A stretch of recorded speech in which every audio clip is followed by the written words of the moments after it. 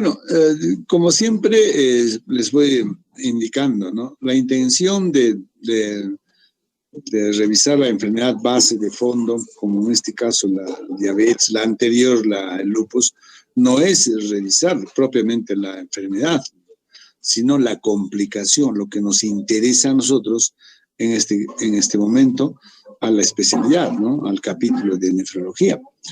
Pero sin embargo es bueno dar algunas pautas generales, ¿no?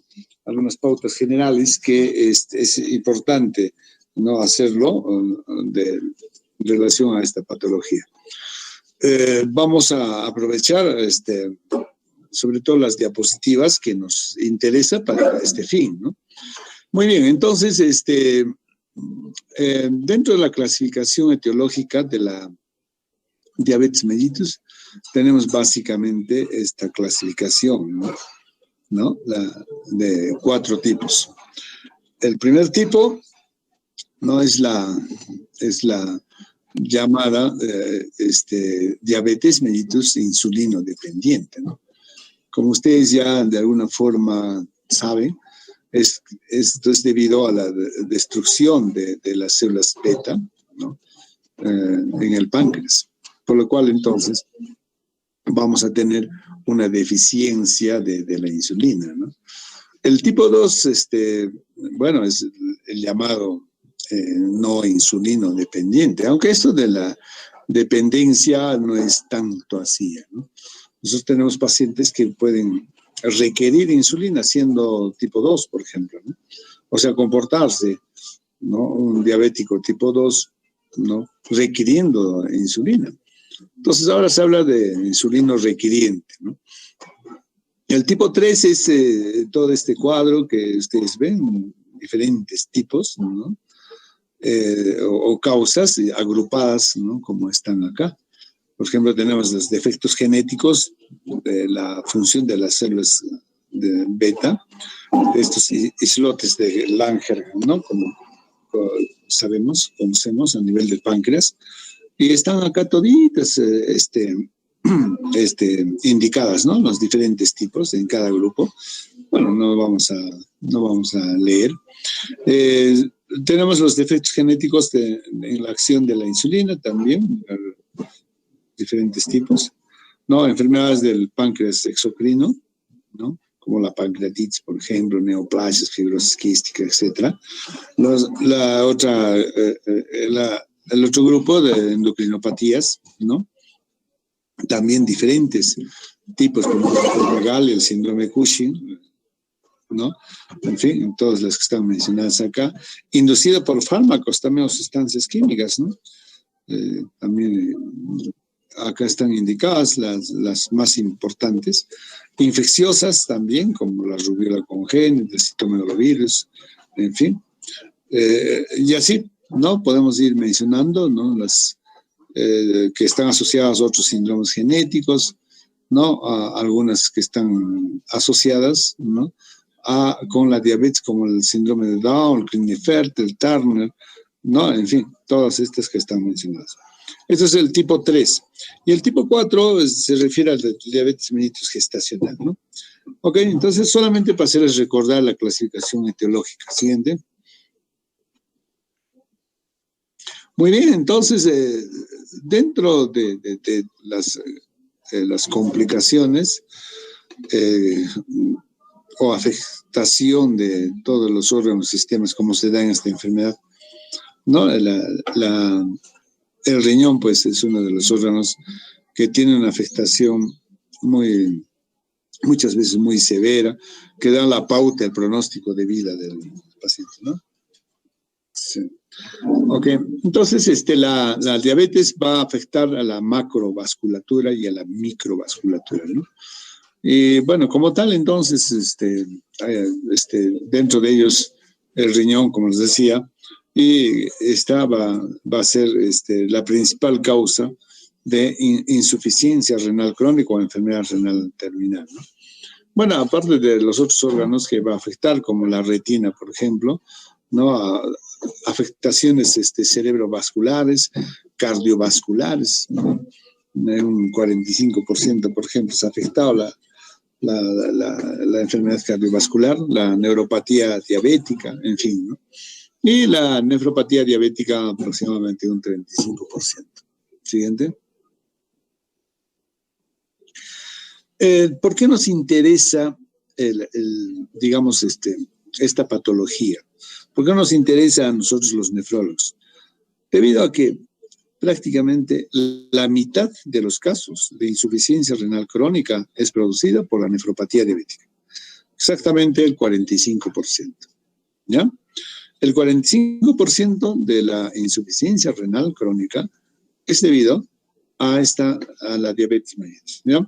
Entonces, eso, ¿no? Acá tenemos este cuadro, ¿no? El tipo 2, la diabetes mellitus tipo 2 va a afectar en un 41% y la del tipo 1 en un 4%. Que dicho sea paso, el tipo 1 es la diabetes juvenil, es el que es mucho más agresivo. Y podemos revisar, ¿no? Dentro de las causas, entonces la nefropatía diabética es la primera causa de insuficiencia renal crónica, seguida de la hipertensión arterial, ¿no? Acá está, más o menos un 27-28%. Luego ya vienen las glomerulonefritis o glomerulopatías que hemos revisado en la segunda parte del curso, ¿no? Como causa de insuficiencia renal crónica. Esta es una estadística mundial, ¿no? Estamos hablando más o menos de un 8%. Y luego ya vienen las otras ya menos del 5%, como las nefritis intersticiales crónicas, obstructivas, las enfermedades quísticas o hereditarias, las glomerulopatías secundarias o vasculitis, neoplasias y otras enfermedades, ¿no? Pero lo que queremos, digamos, un poco acá resaltar es que la nefropatía diabética es la primera causa de insuficiencia renal crónica en el mundo, en el Perú y, ¿por qué no ya también en el Cusco? Que seguramente lo vamos a comentar en su debido momento, ¿no? Ok, siguiente. Entonces, haciendo un poco de historia, ¿no? De lo que es nefropatía diabética. Ya el año 2003, este autor Pablo Olmos, ¿no? Hace un resumen de más o menos de todo lo que es conocimientos, ¿no? De lo que se refiere a la nefropatía diabética. El año ya 1770, en Italia, este señor Domenico Cotugno hace la primera descripción de la albuminuria en diabéticos, ¿no? En 1800 en Francia, Dupuytren, ¿no? También ya se refiere a que la albuminuria es un signo de alarma en diabéticos, ¿no? La albuminuria, ¿no? En 1860 en Francia, Charles Bouchard, ¿no? Ya indica o menciona que más o menos en los estudios que hace, que se encontraba ya entre el 11 y 43% de los diabéticos ya la albuminuria. Y la albuminuria es un marcador de lesión renal, en este caso, ¿no? Entonces, ya desde hace ya siglos anteriores, ya la nefropatía diabética ya era estudiada, ¿no?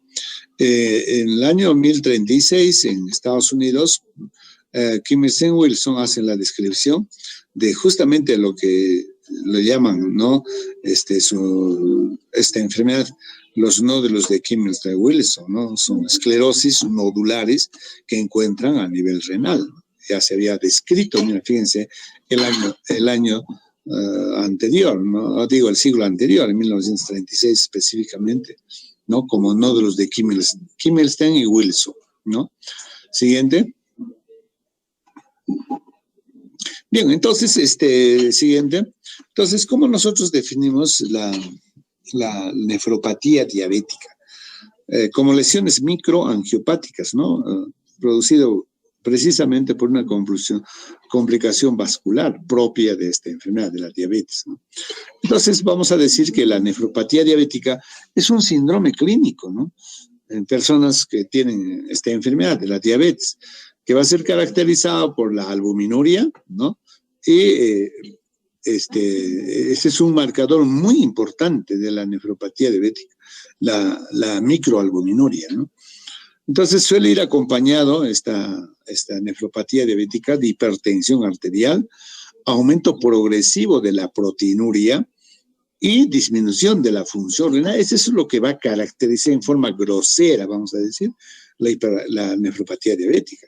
Repito entonces, la hipertensión arterial, ¿no? La proteinuria, o sea, que puede llegar inclusive a rango de tipo nefrótico y proteinurias masivas, y disminución de la función renal. Dentro de lo que es historia natural de la enfermedad, vamos a asistir y vamos a ver, ¿no?, que esto se va a dar en forma progresiva, ¿no?, gradualmente, estas complicaciones. Siguiente.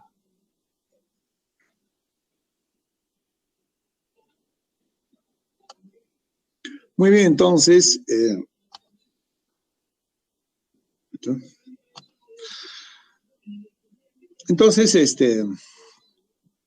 ¿qué es lo que pasa, no?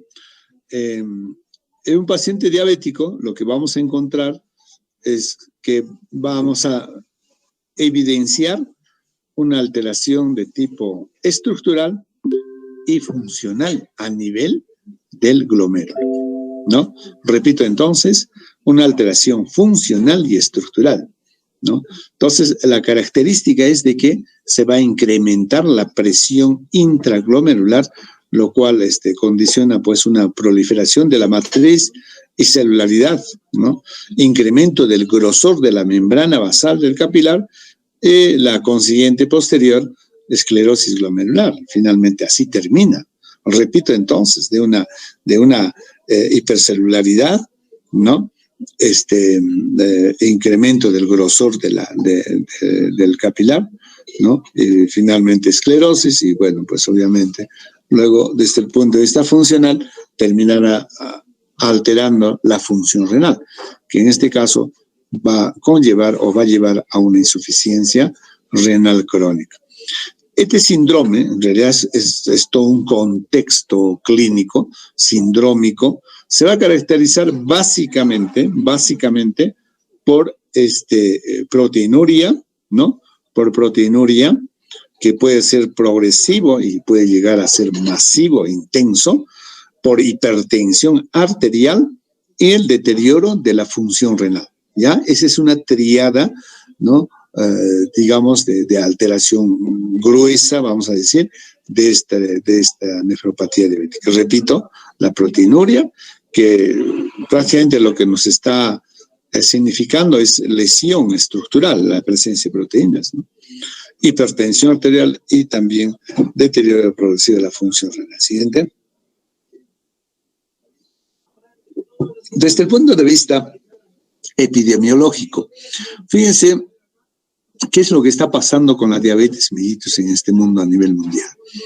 Les había dicho que ya para nosotros la diabetes mellitus ya está considerado en este momento como un problema de salud pública.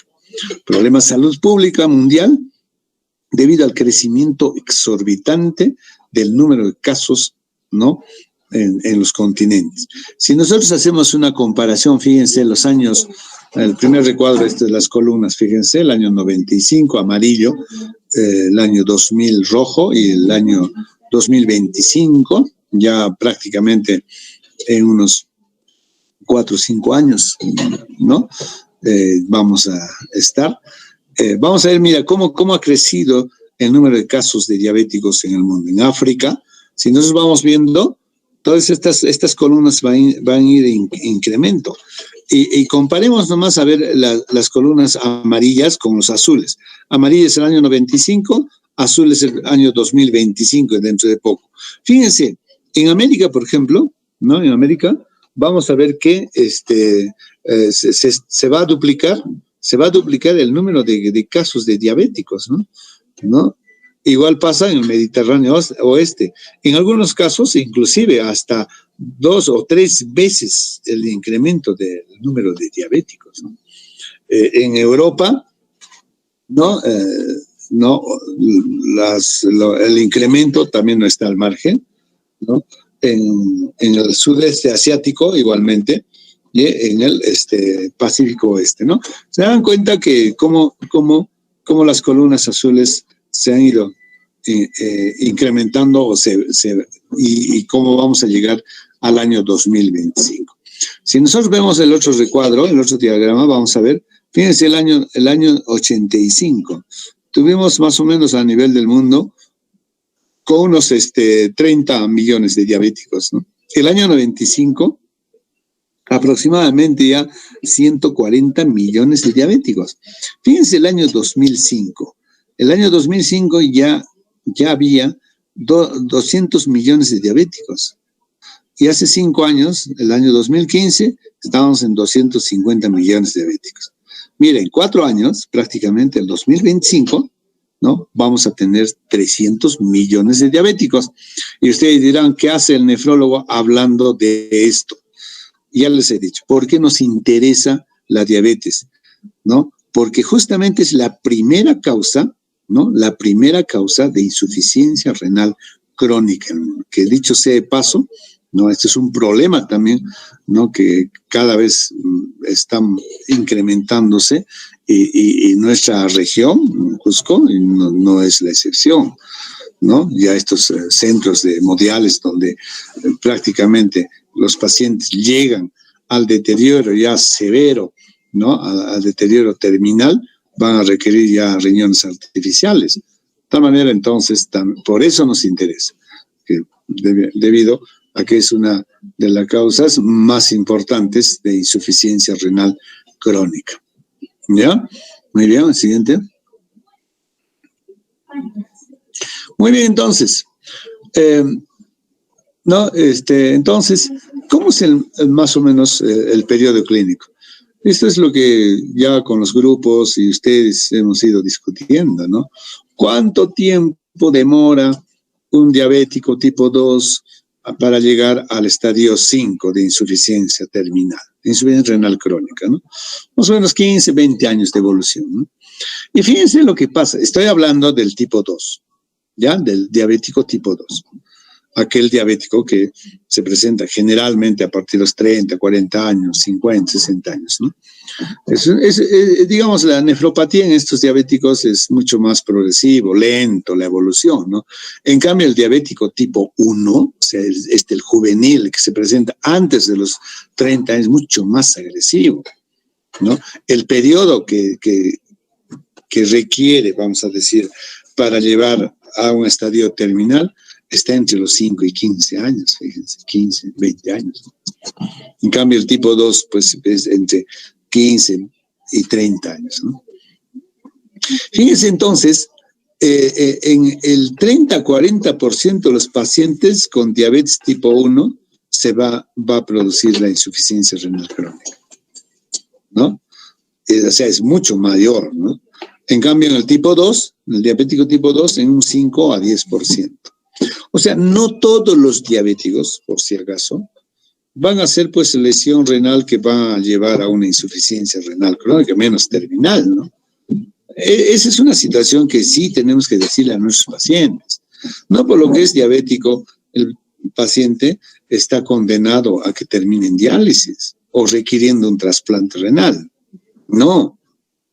¿Quiénes entonces son los que podrían ser candidatos? Aquellos pacientes que están obviamente más mal controlados, ¿no? Que tienen una historia de su diabetes mal llevada. Entonces, ellos son los candidatos. No todos hacen cuadros de insuficiencia renal crónica, ¿no? Entonces, repito, entonces, la nefropatía diabética no es la primera causa de insuficiencia renal crónica, ¿no? En el mundo occidental, ¿no? Y por qué no también en el oriental y en todo el mundo, ¿no? El 90% de los pacientes con nefropatía crónica terminal son diabéticos tipo 2, ¿ya? El 90%. Mayoritariamente han sido afectados por los diabéticos del tipo 2, ¿ya? Ahora están más o menos las causas que ya les he indicado, ¿no? La diabetes es la primera causa de insuficiencia renal crónica, seguida de la hipertensión, lo que hemos mencionado, ¿no? Las glomerulonefritis, glomerulopatías como tercera causa, y luego ya vienen las otras, ¿no? Muy bien, siguiente. Muy bien, entonces, los pacientes con diabetes mellitus en hemodiálisis tienen el 20% de mortalidad anual, ¿no? No, definitivamente el paciente obviamente que llega a hemodiálisis, y más aún todavía si es diabético, ¿no? Fíjense la sobrevida de los pacientes diabéticos en hemodiálisis. 60% de los pacientes que ingresaron a un programa de hemodiálisis, ¿cómo se llama? Viven solamente 60% a los 2 años. A los 5 años el 30%. ¿No? A los 10 años solamente el 10%. O sea, de cada 10 pacientes diabéticos que ingresan en hemodiálisis, uno solo llega hasta 10 años de sobrevida, ¿no?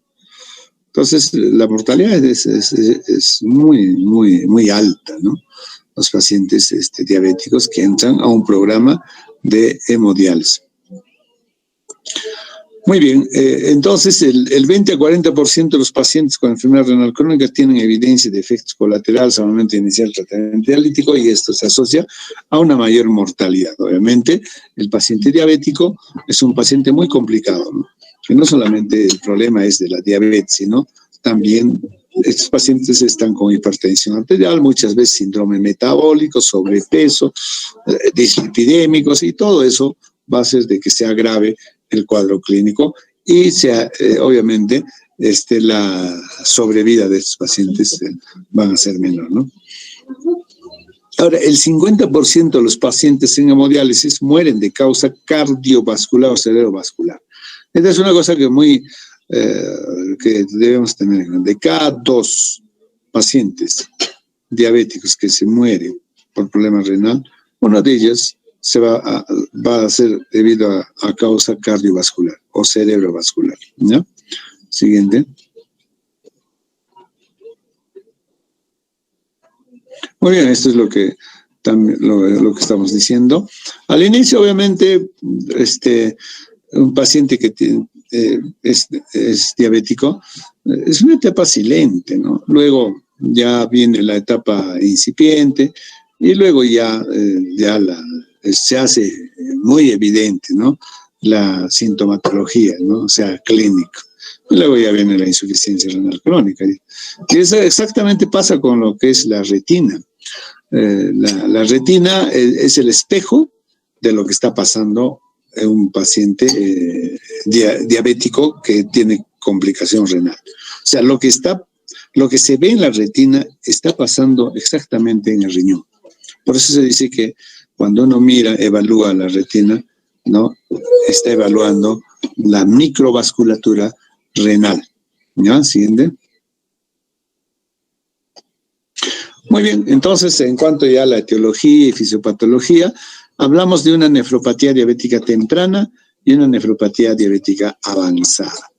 La nefropatía diabética temprana, vamos a ver inicialmente hiperfiltración glomerular, con hipertrofia, obviamente, aumento en la excreción urinaria de albúmina, con incremento del grosor de la membrana basal, ¿no?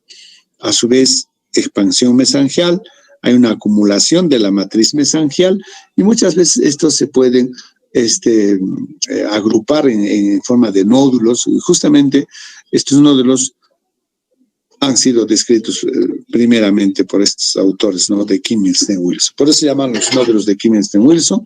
Son lesiones nodulares, escleróticas, a nivel de los capilares, a nivel exactamente del mesangio, ¿no?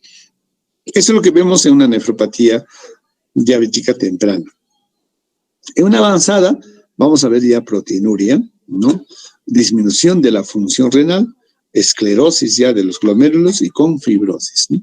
Eso ya en la etapa avanzada. ¿Correcto? Muy bien, siguiente.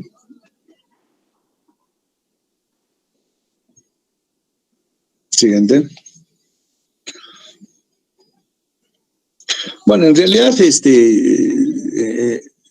cuando estamos frente a un paciente diabético mal controlado con hiperglicemias, vamos a ver una serie de activación de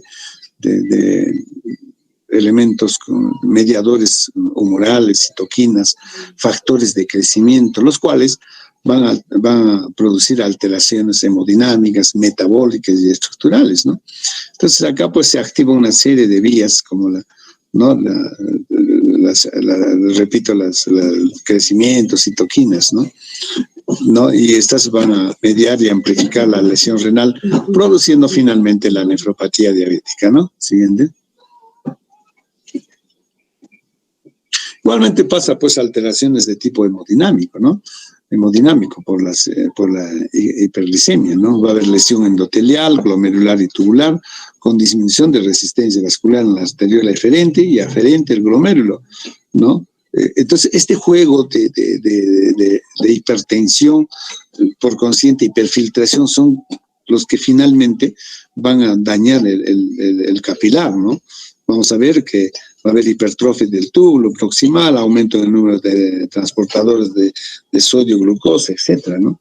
Siguiente. Entonces verán que hay alteración estructural, alteración hemodinámica, ¿no? Funcional, ¿no? Acá tenemos las sustancias involucradas en la fisiopatogenia, ¿no? de la nefropatía diabética. Tenemos el angiotensinógeno 2, el óxido nítrico, las prostaglandinas, la insulina, en fin, mira, todos estos factores, ¿no? Los radicales libres, hormona de crecimiento, factor de crecimiento beta, el factor de crecimiento vascular endotelial, en fin, ¿no? Todas estas van a incrementar la presión intraglomerular, ¿no? Lo cual va a producir hipertensión glomerular. Entonces, y esta hipertensión con aumento de la presión intraglomerular, finalmente se traduce en ¿qué? En aumento, ¿no? de la síntesis de la matriz mesangial, engrosamiento de la membrana basal glomerular. Y esto, posteriormente, va a llevar a una esclerosis del glomérulo, ¿no? Con liberación de citoquinas, factores de crecimiento, aumento de la filtración glomerular. Aumenta la filtración glomerular, ¿no? Es sinónimo de daño de membrana basal, ¿no? Siguiente. Muy bien, vamos a pasar esto. Siguiente. Bueno, como les decía, pues se activa una serie de elementos, una serie de vías, ¿no?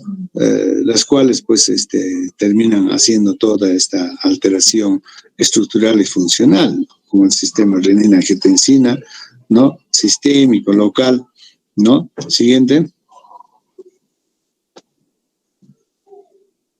¿No?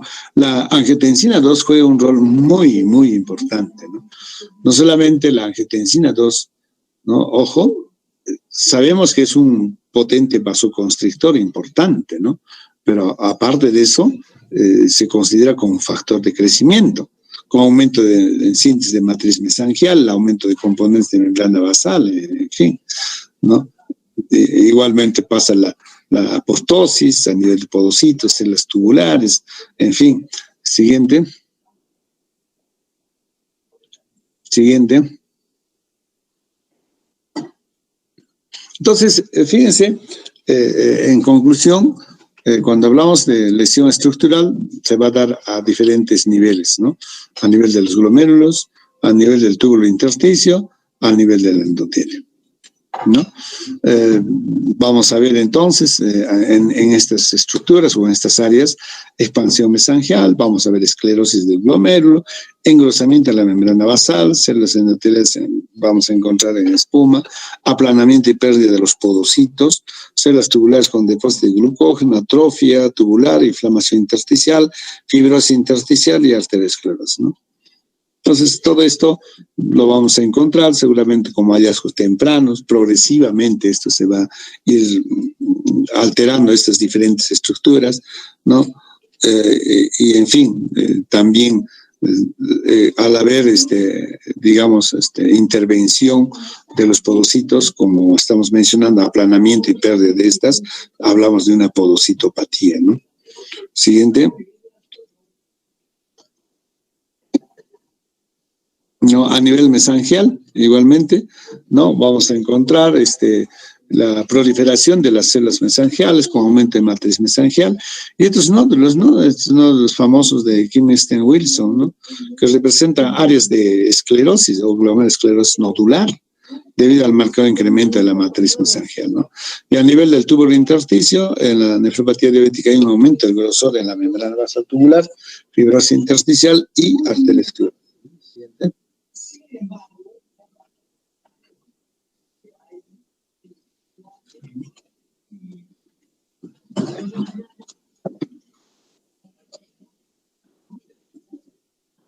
Siguiente.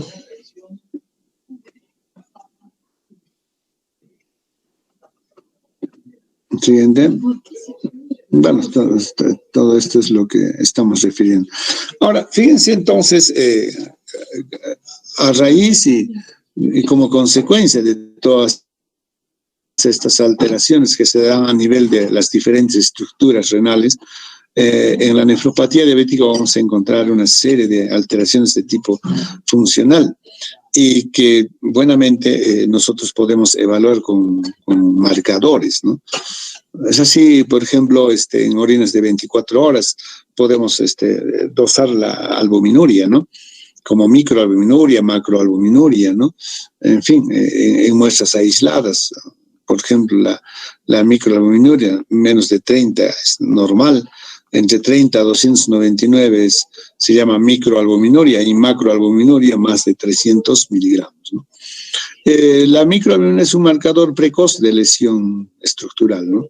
De lesión renal. Entonces, esto utilizamos bastante nosotros para poder hacer un tamizaje en poblaciones grandes, ¿no? Tamizaje de lesión, ¿no? Estructural y funcional. Siguiente. Bueno, entonces, ya el año 83, el 1983, este autor mojense ya había hecho una clasificación muy interesante que está vigente en este momento actual, ¿no? Lo clasifica la nefropatía diabética en 5 estadios, ¿ya? En 5 estadios. El primer estadio se llama de hiperfunción o hipertrofia, ¿no? Hiperfunción e hipertrofia, ¿ya? El segundo estadio, ¿no? Se caracteriza por lesiones glomerulares sin enfermedad clínica, ¿no? El estadio 3, la nefropatía comenzante o incipiente, ¿no? El estadio 2 también se llama silente, silencioso, o sea, todavía no vamos a ver clínica, nada, ¿no? El estadio 3 es incipiente. El estadio 4 es la nefropatía diabética ya manifiesta, clínica o síndrome nefrótico, porque buenamente en esta etapa, ¿no? Vamos a evidenciar una pérdida masiva de proteínas en la orina, ¿no? Más de 3.5 gramos, y ustedes ven que cuando se elimina más de 3.5 gramos de proteínas, estamos hablando de un síndrome nefrótico. Este es el síndrome nefrótico del paciente diabético, estadio 4.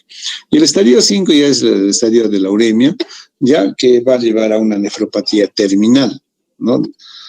Insuficiencia renal crónica terminal, ¿ya? Entonces son 5 estadios en el cual nosotros vamos a digamos, encontrar a un paciente diabético. Siguiente.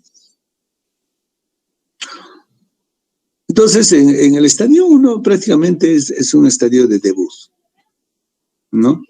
El estadio 2, vamos a ver de evolución, más o menos 2 años de evolución, más o menos así dura el estadio 2. El estadio 3, entre 8 a 15 años de evolución, o sea, el incipiente.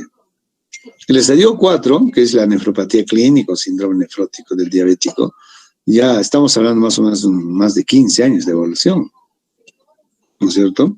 Y el estadio 5, más o menos más de 25 años. Por eso decimos que el paciente diabético tipo 2, ¿no? Para que llegue a una insuficiencia terminal, más o menos dura pues entre 20 a 30 años. Estadio terminal, ¿ya? Más o menos esos son el tiempo de duración en cada una de las nefropatías o estadios, ¿no? ¿Siguiente? ¿No? Entonces, acá incluso podemos hacer algunas caracterizaciones en cada uno de ellos, ¿no? Por ejemplo, en el estadio 1, ¿no? La característica es de que hay una hiperfiltración glomerular, ¿no? Entonces, el paciente diabético, ¿no? Inicia justamente el daño renal, ¿no? Hiperfiltrando, ¿no? Hay una hiperfiltración. La albuminuria puede estar presente, pero en realidad están menos de 30 miligramos. La presión arterial está normal, no hay ningún problema. En el estadio 2, en los primeros 5 años, ya hay engrosamiento de la membrana basal y expansión del mesangio, ¿no? La función renal o el filtrado glomerular está normal, o sea, en este caso, en el estadio 2, que se llama también silente, ¿no? Silencioso. En cuanto a la albuminuria, puede estar presente en forma episódica, o sea, a veces sí, a veces no, ¿no? ¿En qué situaciones? Pacientes que están hipercatabólicos, etcétera, podríamos encontrar ya una albuminuria, ¿no? En el tipo 1 está normal, en el tipo 2 normal o está incrementado, es la presión arterial. En el tipo 3 tiene una duración entre 6 a 15 años, ¿cierto? ¿No?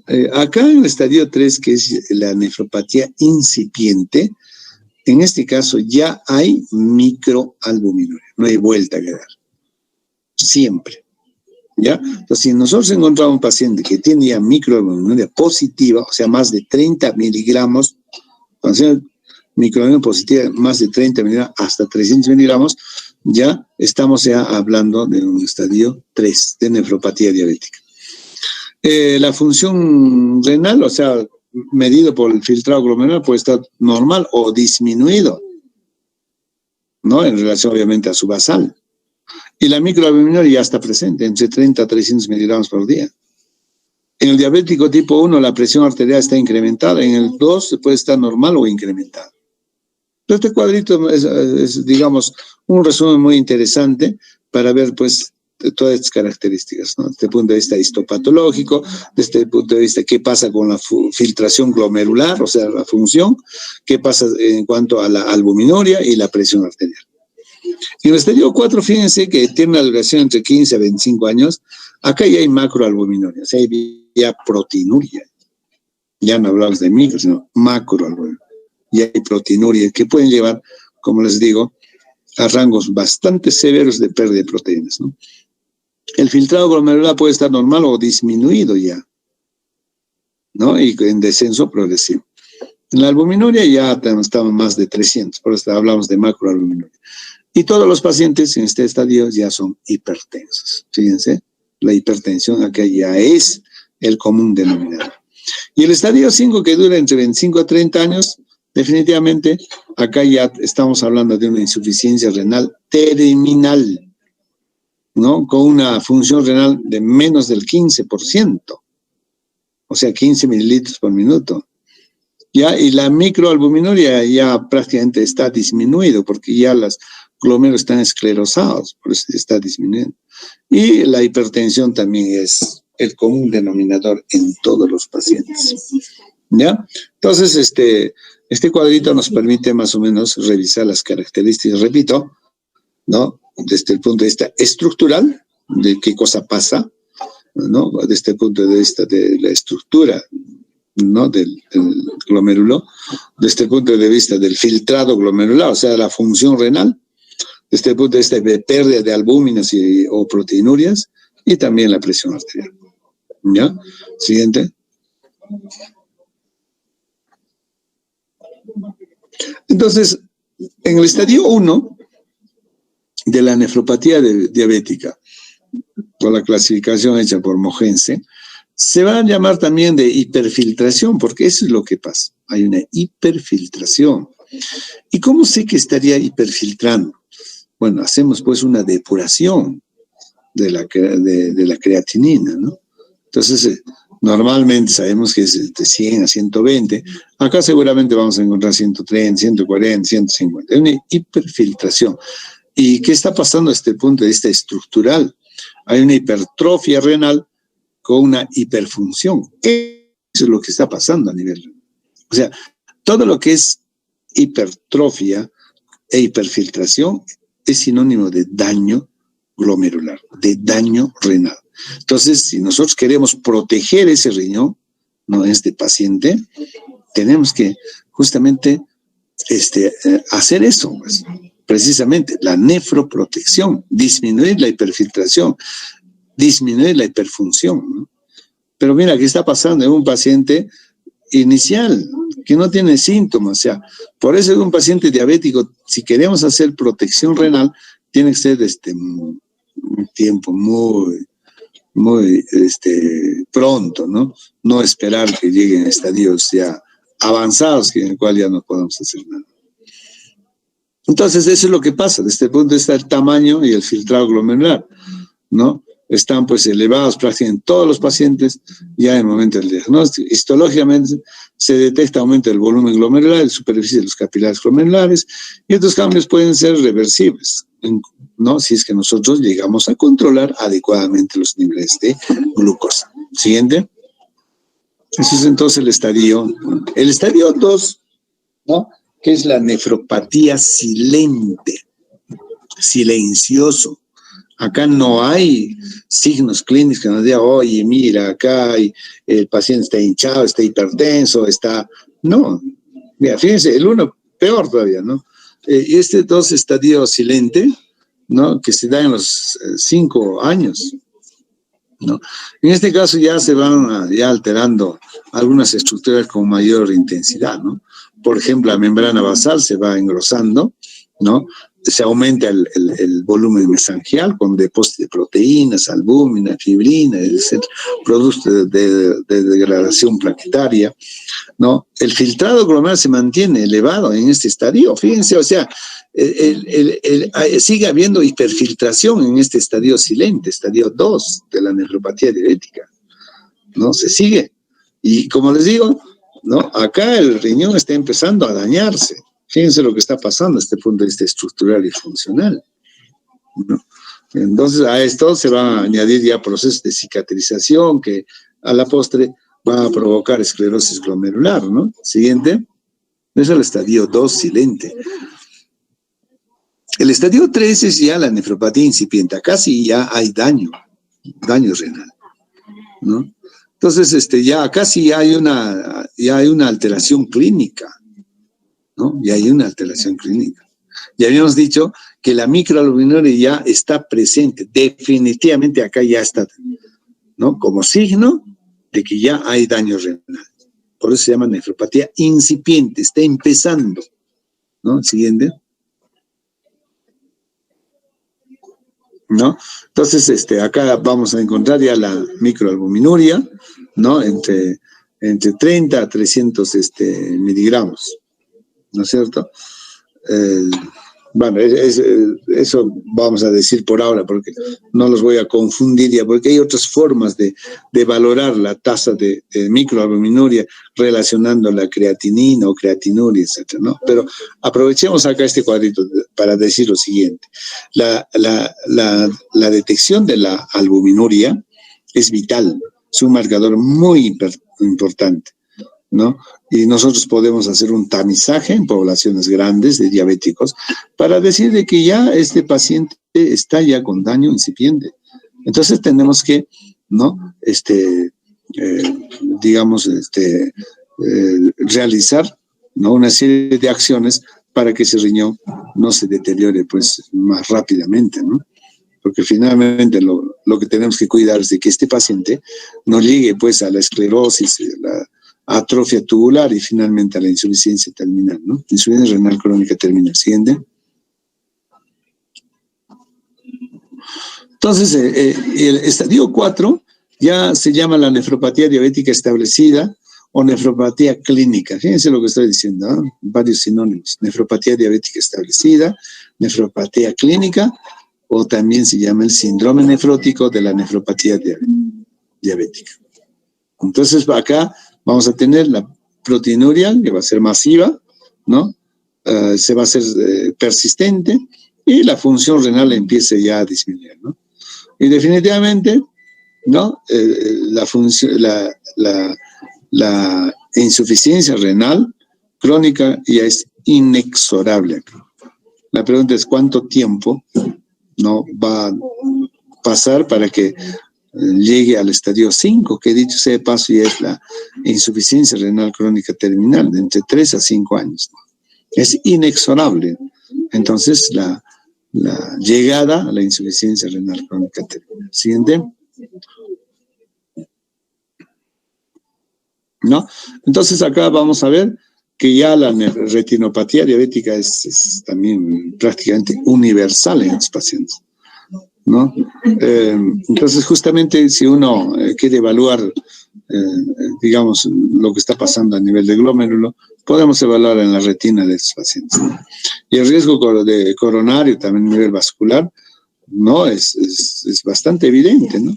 Estos pacientes, justo le habíamos ya indicado que la mitad de nuestros pacientes se mueren por problemas cardiovasculares, ¿no? Y dentro de ellos justamente las coronariopatías, infartos, muertes súbitas, etc. Siguiente.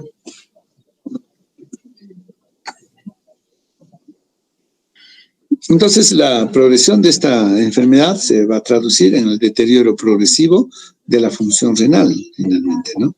Llegando pues a filtrados glomerulares menos del 15% o de 15 mililitros por minuto, ¿no?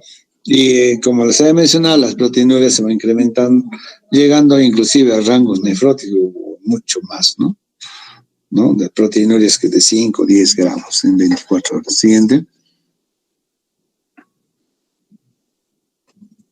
El estadio 5 ya es el estadio de la insuficiencia renal crónica terminal, ¿ya? Acá ya vamos a encontrar pacientes con síntomas urémicos, ¿no? Náusea, vómito, inapetencia, ya trastornos del medio interno con hipocalcemia, hiperfosfatemia, paciente total con edema, obviamente, ¿no? Ascitis, anasarca, derrames pleurales, astenia, taquicardia, con problemas cardiovasculares, inclusive llegando por la uremia a una pericarditis, ¿no? Hipertensiones arteriales severas, edema agudo pulmonar. Esta es la etapa ya final de la nefropatía diabética, ¿no? Como habíamos mencionado, los pacientes pueden progresar lenta, progresivamente, y más aún si es que nosotros no intervenimos para poder bloquear esa progresión de la enfermedad, ¿no? Siguiente. Entonces, bueno, si nosotros vemos desde este punto de vista funcional en cada uno de los estadios, les había mencionado que en el estadio 1 prácticamente la función renal es más bien el índice de filtrado se incrementa, ¿no? En el estadio 2 igualmente sigue incrementado. En el estadio 3 ya puede ir disminuyendo más bien la tasa de filtrado. En el estadio 4 es mucho más severo la disminución de tasa de filtrado y en el estadio 5 ya definitivamente hay una falla renal. Entonces cada uno está ahí con las tasas de filtrado glomerular que se suscitan a nivel de cada uno de los estadios de la nefropatía diabética, con todas las alteraciones que significa la pérdida de las proteínas, de la albúmina, ¿no? Y también ya la función renal, ¿no? Que finalmente termina siendo el paciente insuficiencia renal crónica terminal. ¿Ya? Siguiente. Más o menos esta es la línea del tiempo, ¿no? Tenemos 0 años, 5, 10, 20, 30 años, un diabético tipo 2. Fíjense entonces, habíamos mencionado al inicio, hay una nefropatía preclínica o la de hiperfiltración, ¿no? A los 5 años ya tenemos nefropatía incipiente con hiperfiltración, ¿no? Ya la presión arterial puede estar elevada, una serie de alteraciones de tipo estructural y funcional. A los 10 años comienza la proteinuria con hipertensión arterial. A los 20 años definitivamente ya hay una nefropatía establecida con incremento de la creatinina y obviamente con una disminución del filtrado glomerular, ¿no? Y 30 años llegamos a la insuficiencia renal crónica terminal. Ustedes van a ver en la práctica que no necesariamente es así en nuestros pacientes, ¿no? Muchas veces cuando nos dicen cuántos años de diabetes tiene usted, apenas nos refieren de que tienen 12 años, 15 años y ya están en diálisis, ¿no?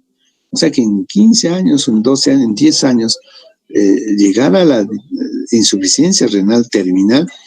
Entonces acá tenemos que hacer una serie de indagaciones, de ampliaciones de la anamnesis, porque no necesariamente desde el momento que nos dice el paciente que le diagnosticaron, porque cuando se le dice desde cuándo es diabético, ellos se lo manifiestan desde cuando alguien, un médico, le ha indicado de que tú tienes diabetes, ¿no?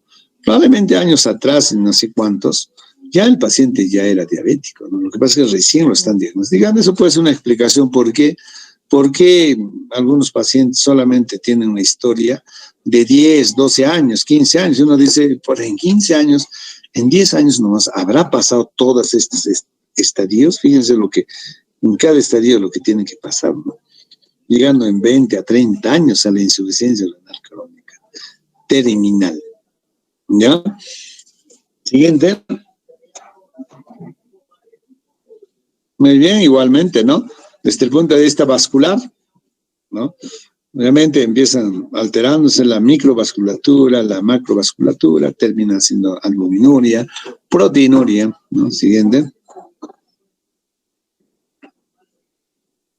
Muy bien, entonces eso es en relación a esto. Y en cuanto a la terapéutica, definitivamente acá lo que se quiere es intervenir tempranamente para que ese riñón no se vaya a la insuficiencia renal crónica terminal. Porque lo peor que puede pasar es de que este paciente llegue a la fase terminal y sea requiriente pues de un riñón artificial como la hemodiálisis, la diálisis peritoneal o trasplante, ¿no? Eso es lo que no se quiere, ¿no? Entonces, para eso tenemos que trabajar en lo que es la prevención, ¿no? La nefroprotección o la nefroprevención, ¿no? Entonces, tenemos que hacer un buen control de la glucosa sérica, ¿no? Con hemoglobina. Ustedes saben que la hemoglobina glicosilada es un muy buen marcador para decirnos si el tratamiento, por lo menos de meses antes, es adecuado o no. Porque con solamente controlar los niveles de azúcar de un paciente diabético, estamos haciendo bastante en este paciente. Eso tenemos que tenerlo claramente, ¿no?, establecido nosotros. Con solo controlar los niveles de azúcar de nuestros pacientes, ¿no?, estamos haciendo mucho por este paciente. Y trabajos grandes de metaanálisis así lo demuestran, ¿no? Igual pasa con los pacientes hipertensos.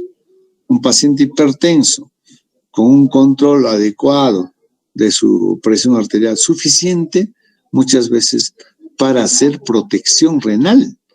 De eso se trata, ¿no? ¿No? O sea, ya la óptica, la forma de cómo nosotros abordamos y pensamos con los pacientes tiene que haber cambiado, y de hecho que ha cambiado, ¿no? Antiguamente, yo digo antiguamente, a unas décadas, pues 20, 30 años, nuestros colegas endocrinólogos comunicaban al nefrólogo cuando el riñón estaba en fase terminal. ¿Y para qué ya, no? Cuando está en fase ya de esclerosis, cuando ya necesitaba diálisis, ¿no? Entonces, nosotros ahora tenemos que intervenir muy tempranamente para poder evitar o prevenir o retardar la evolución o de la progresión de la nefropatía diabética. Entonces tenemos que controlar los niveles de glucosa, ¿no? A través de la hemoglobina glicosilada. Tenemos que hacer un control intensivo de la presión arterial, ¿no? Ojo con esto, ¿no? Inclusive, cuando son pacientes diabéticos, el control debe ser mucho más estricto, ¿no? Mucho más estricto. Y está demostrado que haciendo así, pues la lesión se lentifica, ¿no? Tenemos que manejar tempranamente con inhibidores del sistema renina-angiotensina-aldosterona, ¿no? Y acá definitivamente juega un rol muy importante todos estos medicamentos, los BRAS, los bloqueadores de receptores de la angiotensina, ¿se acuerdan? Y los priles, los inhibidores de la enzima convertasa. Estos medicamentos son, bueno, extraordinariamente, digamos, protectores en las fases iniciales. Porque si uno se pone a pensar, a ver, ¿cómo empieza el daño del riñón? Hipertrofiándose los glomérulos. El glomérulo se hipertrofia, crece.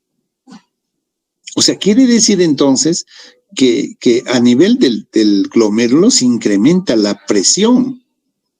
O sea, va a haber una hipertensión intraglomerular. A ver, todos síganme. Hipertensión intraglomerular. Y si hay hipertensión intraglomerular, ¿qué va a pasar? Va a haber hiperfiltración, va a filtrar más ese glomérulo, ¿no?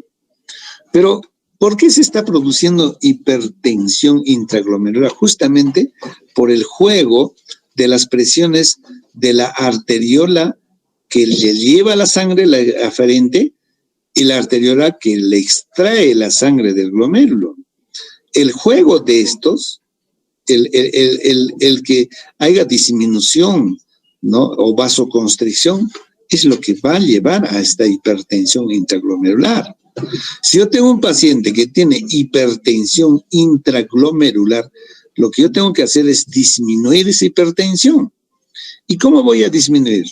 Abriendo efectivamente la arteriola eferente. A ver, toditos métanse dentro del glomérulo. Abre la arteriola eferente, ¿no? Aperturan mayormente. Y entonces, ¿qué va a pasar? ¿No? El drenaje va a ser mucho mayor, va a disminuir la hipertensión intraglomerular, por consiguiente, menos hiperfiltración, menos daño de la membrana basal.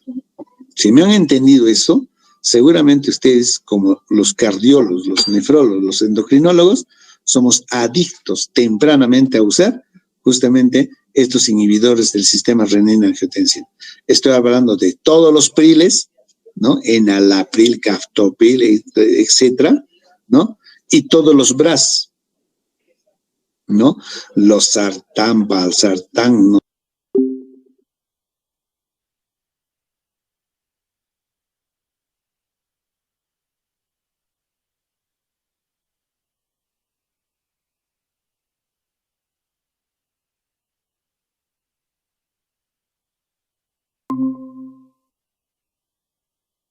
¿No? Hay una autorregulación a nivel del glomérulo de estas presiones, ¿no?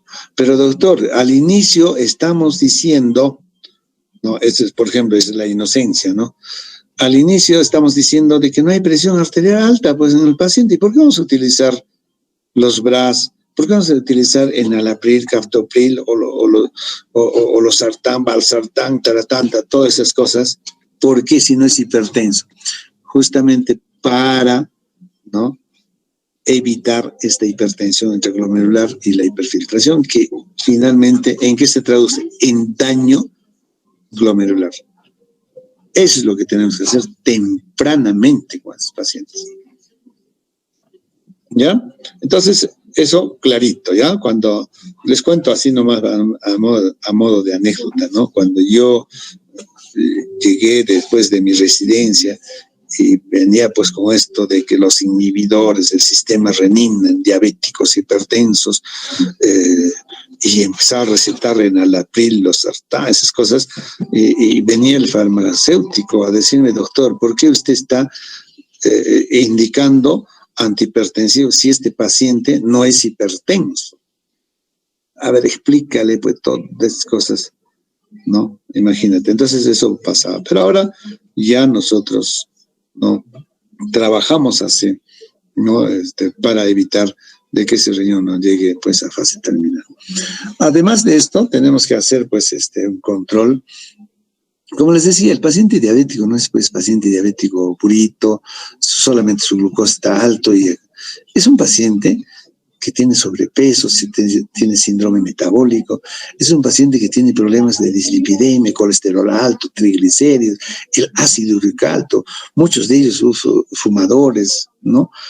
Todo eso tenemos que nosotros controlar además, ¿no? Entonces, eso, o sea, tenemos que hacer un trabajo, ¿no?, más integral, no solamente es cuestión de dar medicamentos antidiabéticos y punto, sino tenemos que intervenir en una serie de factores que van a ser factores agravantes o factores que van a coadyuvar al daño renal, ¿no? Y obviamente también tenemos que cuidar de agentes nefrotóxicos, ¿no es cierto?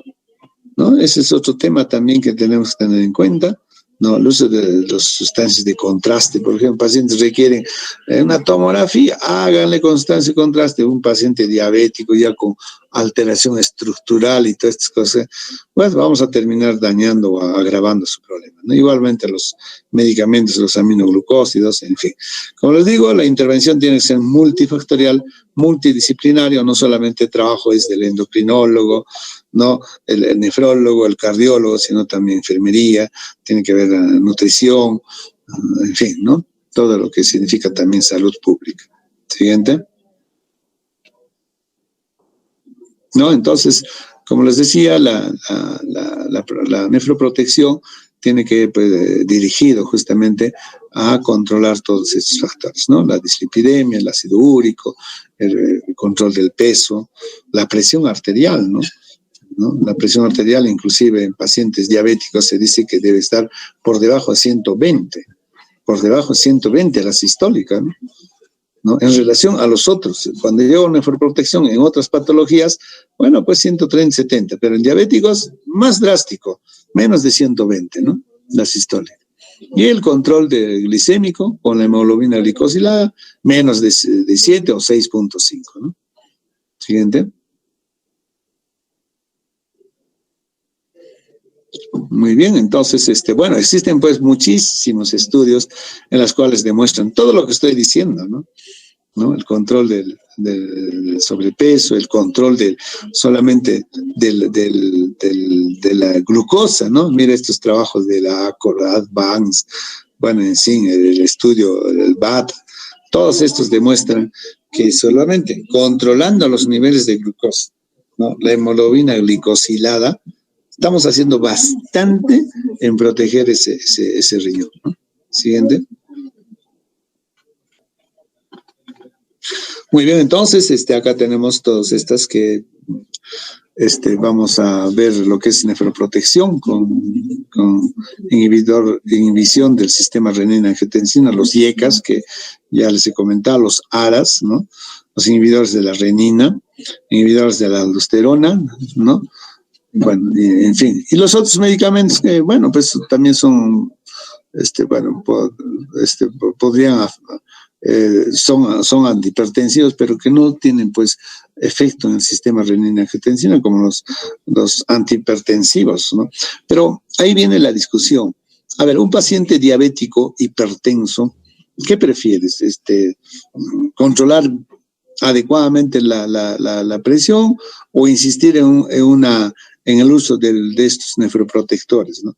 Si yo tengo un paciente diabético, hipertenso, severo, y con mis IECAS, mis ARAS, no las controlo adecuadamente, yo prefiero no utilizar estos IECAS, ARAS, pero sí prefiero utilizar medicamentos, aunque no sean nefroprotectores, pero sí que me lo baje y regule bien la presión arterial. No sé si me han entendido. Prefiero, en todo caso, controlar la presión arterial, bajármelo la presión arterial, que eso sí va a ser mucho más beneficioso que estar utilizando IECAS ARAS, ¿no? Eso creo que queda clarísimo, ¿no? El siguiente. Bueno, entonces, estos son los factores que van a influir en la progresión de la enfermedad, ¿no? Medidas que, bueno, están demostrados, ¿no? El estricto control de la glucosa, el estricto control de la presión arterial, la utilización de estos IECAS ARAS, definitivamente. Si solamente con IECAS ARAS puedo controlar la presión, en buena hora. Aparte de que estoy haciendo nefroprotección, estamos interviniendo en la regulación, ¿no? Del sistema glomerular, ¿no es cierto? Medidas de eficacia relativa, tenemos la restricción proteica también, ¿no? La terapia hipolipidemiantes, o sea, el colesterol, triglicéridos, hay que corregir la anemia. Y situaciones que debe evitarse, bueno, la depresión de bola hay que evitarla, las deshidrataciones en los pacientes, los antiinflamatorios no esteroideos. Ahora vamos a revisar este capítulo. También el uso indiscriminado de los AINES, por ejemplo, ¿no? Producen pues nefritis tubulosa intersticial, que eso en buena cuenta va a coadyuvar el daño renal. Entonces, como seguimos diciendo, el diabético no es puro diabético, es hipertenso, es gordito, tiene dislipidemia, encima tal vez tiene un problema reumático, ¿no? Artritis, osteoartrosis, tiene que utilizar antiinflamatorios, y eso a su vez, mira lo que puede dañar. O sea, por eso que tenemos que estudiar, ¿no es cierto?, verlo en forma integral a estos pacientes, ¿no? ¿Qué pasa si tengo un paciente que tiene una osteoartrosis o tiene una osteoporosis, además, y para con dolor aquí y allá? Tengo que utilizar pues analgesia anterior, pero tenemos que ser racionales en el uso de esto, ¿no? Los contrastes radiológicos, los pacientes pueden requerir tomografías, etcétera, ¿no?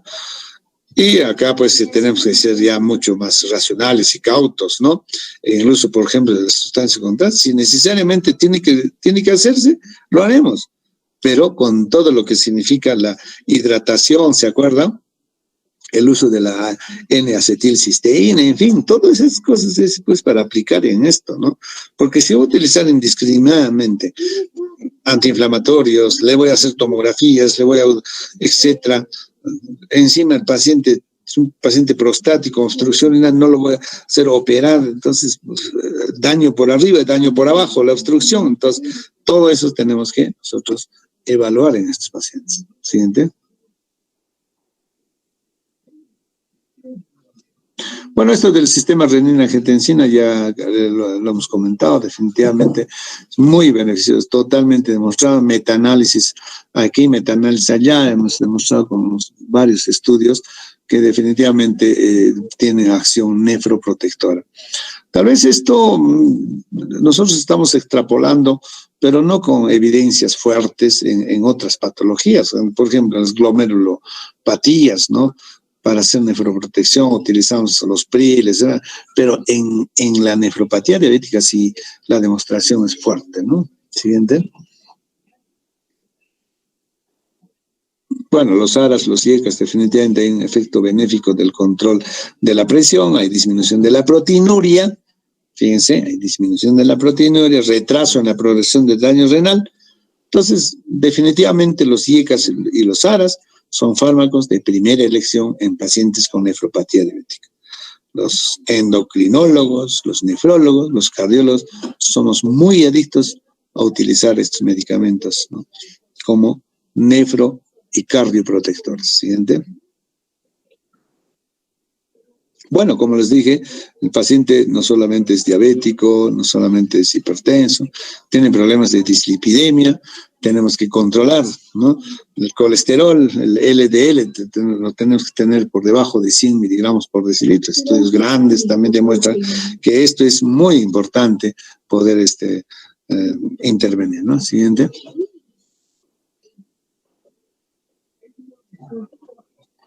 Muy bien, y si ya tenemos el paciente que llegó pues al estadio terminal, lamentablemente pasó todas estas etapas, no se ha controlado bien adecuadamente, es un paciente con diabetes mal controlado, ¿no? Hipertenso, además, dislipidémico, síndrome metabólico, en fin, paciente indisciplinado desde el punto de vista de la nutrición, en fin, llegan a etapas terminales, ¿no? Y bueno, no por lo que ha llegado a etapa terminal ya chao paciente y despídete del mundo, ¿no? Sino tenemos que darle alternativas también de tratamiento. Habida cuenta de que el riñón ya se ha deteriorado, está por debajo del 15% de función renal, es un estadio terminal, tenemos que plantearle tratamientos de sustitución y de reemplazo renal. Como ustedes han visto, el pronóstico no es tan bueno, ¿no? Imagínate cuántos pacientes viven a los 2 años de haber ingresado a diálisis. 60%, ¿no? A los 5 años el 30%, 20%, y a los 10 años 10%, nada más. Pocos pacientes llegan a vivir 10 años, ¿no? Uno de cada de 10 o 10 pacientes de 100, ¿no? Entonces, siempre cuando un paciente ingresa a un programa de diálisis, hay que cruzar los dedos, ¿no? Lamentablemente, y no solamente pues es una enfermedad incapacitante, ¿no es cierto?, el paciente renal crónico, sino también con una serie de alteraciones, de comorbilidades, el sufrimiento de los pacientes. Pero aún así tenemos que darles calidad de vida, tenemos que darles alternativas de tratamiento, ¿no? Y acá tenemos las alternativas que nosotros brindamos a nuestros pacientes con nefropatía diabética sin insuficiencia renal terminal, ¿no? La hemodiálisis, ¿no? Acá tenemos unas ventajas, ¿no? También inconvenientes. En cada uno de ellos tiene sus ventajas y sus desventajas, ¿no? ¿No? Por ejemplo, la hemodiálisis, bueno, es eficaz, bueno, el seguimiento puede ser un poquito más cercano, por dar vida cuenta que los pacientes van cada 2 días a un centro de hemodiálisis. No hay mucha pérdida de proteínas durante la sesión, como la diálisis peritoneal sí. Entonces, así, mira, cada uno de ellos tiene pues sus ventajas y desventajas. Pero sí, les planteamos la diálisis peritoneal continua ambulatoria, la diálisis peritoneal continua con cicladora. Esto, por ejemplo, es un tratamiento con un equipo, con una máquina cicladora que lo llamamos, y el paciente se conecta durante la noche, mientras duerme se dializa, ¿no? Dentro de esto, de lo que es hemodiálisis, diálisis peritoneal, la diálisis peritoneal está mucho más indicada en el paciente diabético. Eso lo vamos a comentar en su debido momento, ¿no? Cuando hablemos de insuficiencia renal crónica, mucho más estable. En cambio, la hemodiálisis, debido a que su alteración hemodinámica, dada de que es una circulación extracorpórea, los pacientes diabéticos hacen hipotensiones severas y no van bien muchos de ellos en la hemodiálisis. Siguiente. Y también no se olviden que los pacientes diabéticos tienen derecho a trasplantarse. Obviamente, tenemos que hacer un buen estudio del paciente, ¿no? Y también plantearle esa alternativa de trasplantar. Habida cuenta que también puede haber una recidiva, ¿no? O sea, la diabetes puede afectar al riñón trasplantado, sí, pero yo prefiero darle calidad de vida, así que unos años. Y si yo lo controlo